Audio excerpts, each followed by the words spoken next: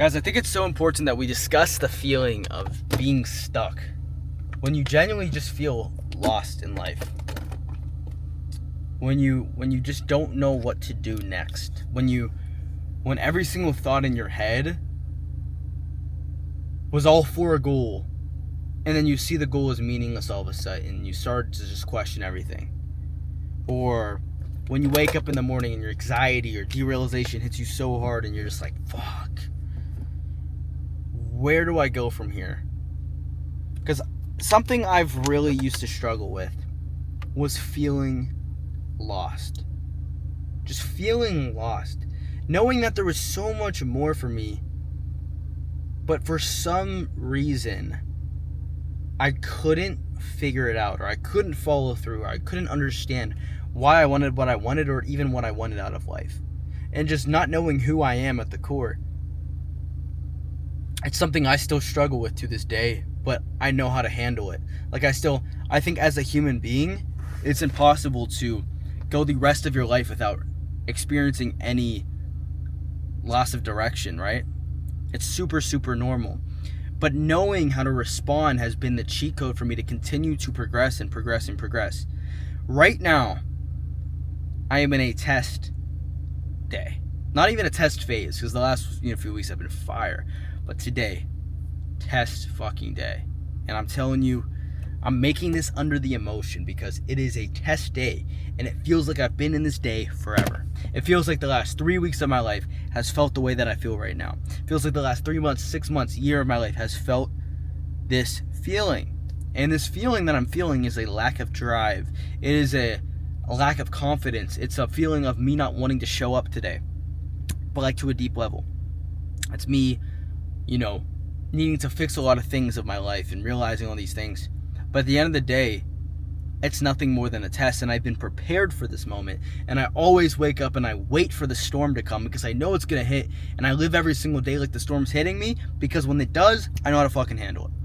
And this is where I want you guys to be able to attack what your days with.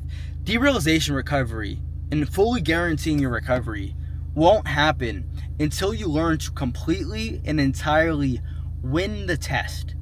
Win past the test. The test is the key, because we will be tested. When you first fall into the state, it is a sign of misalignment. It's your internal compass guiding you and alarming you to get on to your higher self. You're fix your shit, right?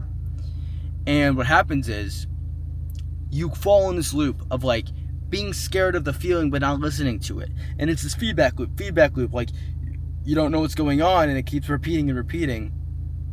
But it's all because you are failing the test on repeat. You're getting so close to recovery, spiraling back. You're getting so close and spiraling back. And in this video, I want to share with you what I did to actually break free from this. The first step you need to understand, and what I did for myself is, let me just take you back to, when I was first trying to change my life. I quit everything at once. Guys, I was so fucking lost. I was so lost. When I had derealization, depersonalization, I genuinely thought I was I accepted my fate as the fact that I was never going to feel okay again. That I was never going to be able to live in the present. That nothing was going to feel the way that it used to feel again. That was what I accepted. And I'm telling you, at this point in my life, I started to change. Right? As a normal person does, I started to change. I started to do little things to overcome this, because the pain of suffering, the pain of living like that was so much worse than just trying something. So this is when I actually quit all my vices and I locked in. And for the first bit, my recovery was messy as shit. It was not clean. It was not perfect. By no means was my recovery perfect. But when I first started, I started to make a ton of progress. I remember when I first quit porn, all these vices, I started to stick to my word. My nervous system started to trust me. And I started using subconscious reprogramming to my advantage. I actually started, to force my subconscious mind to start to trust me and adhere to that I'm a confident, recovered person. I noticed a lot of progress. But there were still days to where every single thought in my head was telling me, give up. What's the fucking point? Why do you want anything. Life is meaningless. Those kind of thoughts. And during those days, there's something called state-dependent memory, which is essentially your memories are only based off of your state. And when I was in a state of fear on those test days, a state of sadness, depression, emptiness, hopelessness on those test days, it felt like I've always been like that, and that I've made no progress. So it felt like I was going back to square one. And what I tell people so often is like, recovery is going to be a stock graph. It's going to be up, down, up, down. They're not setbacks, they're tests. What I wish I would have known earlier is that how you respond in those moments is what decides your future. It's what plants the seed for a week or two from then. It's what controls the future.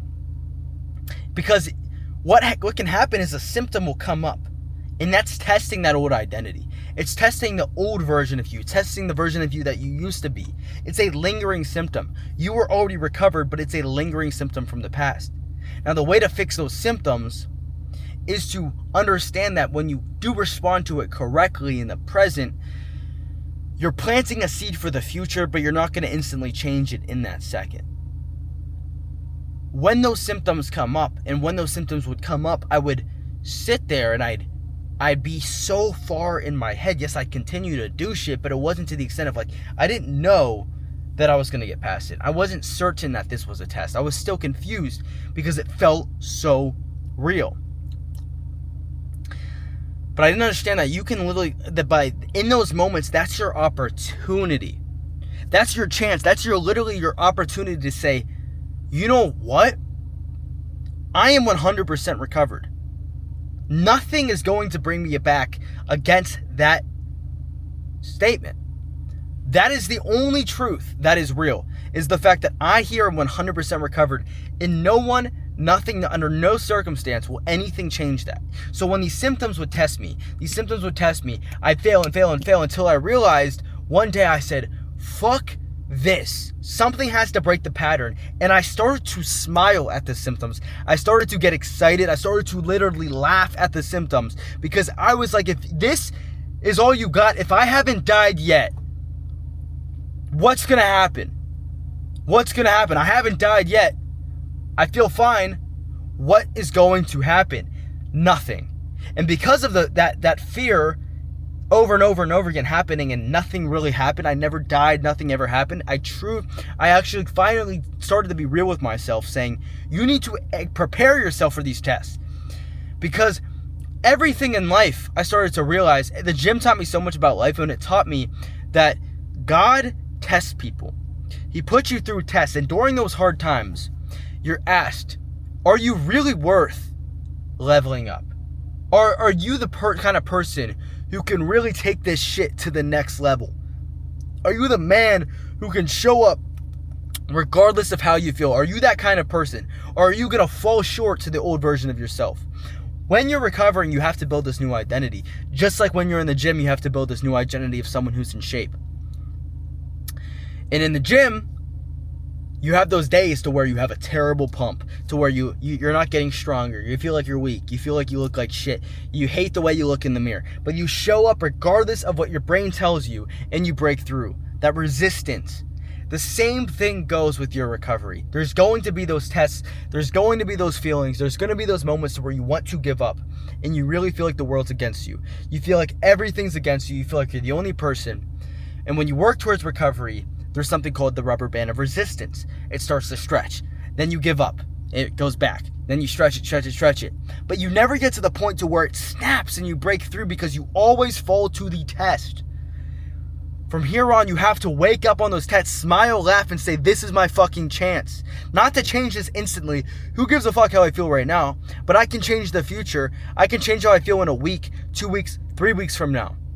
And if you always plant seeds for the future, if you're always sacrificing the short-term pleasure of not giving up in the now, you will always be living a reward from the past sacrifice that you made. Think about that.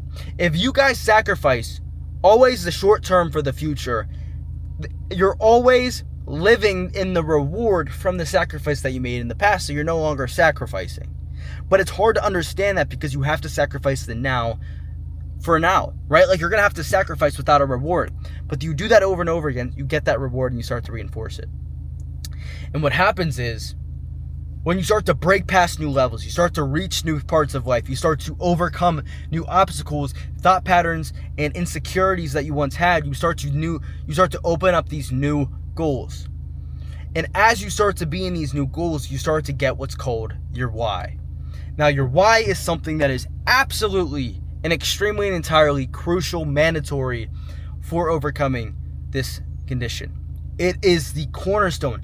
Having a reason. Guys, this is why I failed for so long, because I made it past the point of doing it even though I didn't want to, but I just did it because I couldn't stand how I feel. My why going into DPDR recovery was to overcome DPDR. It wasn't to become my higher self. Your why has to genuinely be because you want to better your life, because you want to step into a new version of yourself, and because you need to be that person for something, right? For something is the key. It can't be for yourself. It needs to be for your family, your kids, for God, your purpose, for the life that you know you should be living. But it has to be greater than yourself. And when your why is greater than yourself, you start to act in different ways. Your belief anchor and your why starts to move, like you start to move different. Because before, it was just saying, I don't want to feel this way. You were only doing it because the discomfort of DPDR was worse than not doing it. But now you're doing it because you know if you don't do this, you won't be able to achieve that why. The biggest way to know your why is to have what you want and then look at the opposite. The flip side. What if I don't get this? What if I am not the man for my kids that I want to be? What if I'm not the husband I want to be for my wife? What if I'm not the person that can be so financially successful that he can provide for his family forever? What if I'm not the man who is jacked for my son? What if I'm not the person who gets to wake up with the confidence and ambition to be able to just attack the day every single solitary day of my life, be able to just feel incredible and be able to live like the way that I want to live? That is a why. And right now I'm being somewhat broad, but you need to know exactly what your why is and why you want it. What emotions would you feel? You say, I want to live at this location. My why is to live there. Why do you want to live there? Where exactly do you want to live there? All of that. Do you want a car? Why do you want the car? Is it just to flex or feel good? Is it because you want to drive it? Is it what color do you want? Know the T of what you want. For me, I want to follow. There's so many whys that I have now. My why is the feeling that I get when I help someone out. And the only way that I can get that feeling is if I'm confident enough in myself that my cup is overflowing to be able to help other people. That's a huge why for me. Another why is I care so much about my life. I care so much about my family. I love my family so much. It's ridiculous. I get emotional even thinking about it. Friends, all these things. I want to build a life to where I can, be able to follow God to another level, to where I can have, eternal, be able to live eternity with God, right? My why goes so much farther than the surface level bullshit.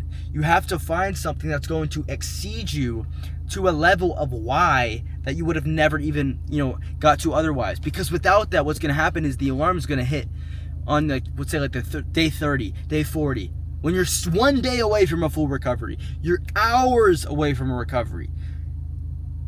And I'm telling you, everyone has this day when they're so close. I've had recoveries in less than 2 weeks. 11 days, almost recovered in 11 days. In that point, the tests on that the hours, days, or whatever it is before your recovery, when you're so close to recovery, you have the biggest test of your life. It's expected. Be prepared, smile, laugh at it, get excited, say this is my opportunity to plant a seed for the future, and remind yourself of your fucking why. That being said, guys, today's a test day for me. 7:12 a.m. I'm still winning the day. I'm being honest with you guys. This is probably the least I've wanted to record a YouTube video in months. I don't want to make this video right now, but I'm forcing myself. This energy transfer is real. I care about you guys. December 8th. Right now, I'm in a point of my life to where I feel stuck. I feel stuck in a lot of ways. I'm about to move out. There's going to be a lot of new opportunities, but I get excited in these moments. I smile in these moments. I'm bringing my physique to the next level right now. I'm controlling the controllables, and I'm following what I need to do in order to become the man that I know I can become. Guys, fuck how you recover. It's who you need to become. With that being said, guys, if you want to achieve a full 100% recovery, guaranteed. Like, if you don't recover, you get your money back. Reach me. I think my Instagram should be linked in the bio. If not, it's Nick dpdr on Instagram. Just DM me the word freedom. We can have a conversation. I'll see if you're a good fit. From there, we can work towards our full recovery. But if not, I love it. I love each and every single one of you guys, and I want you guys to keep killing it. But I care about you guys just as much as you guys probably care about yourself. We need to end the whole entire world of dpdr, of derealization. This condition is the best thing that's ever happened to me, but I don't want it to be the worst thing that's ever happened to everyone else, because I know how powerful it can actually become if you weaponize it and use it to create abundance in your life. So with that being said, guys, I'll catch you guys in the next video. Peace!